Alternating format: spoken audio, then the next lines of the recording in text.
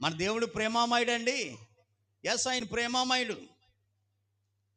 ఎంతటి గొప్ప ప్రేమ అనంటే తన కుమారుని కూడా లెక్క చేయకుండా మనల్ని అందరినీ సంపాదించుకోవడానికి చిలువలో బలియాగం చేయబడినటువంటి అంత అద్భుతమైన ప్రేమ మన దేవుడిది.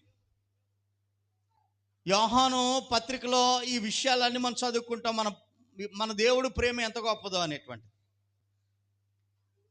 అలానే ప్రభు ప్రేమ ఎంత ఉన్నతమైందో మనం మార్కు సువార్త చదువుకుంటే ఆ గ్రంథం అంతా ఆలోచిస్తే త్యాగశీలుడైనటువంటి యేసుక్రీస్తు యొక్క జీవిత చరిత్ర మార్కు సువార్తలో మనకు కనబడుతుంది. త్యాగం చేశాడు అని అంటే తన జీవితాన్ని మన పట్ల ఎంత ప్రేమ ఉన్నదో ఆటోమేటిక్గా మనకు అర్థం అవుతాం.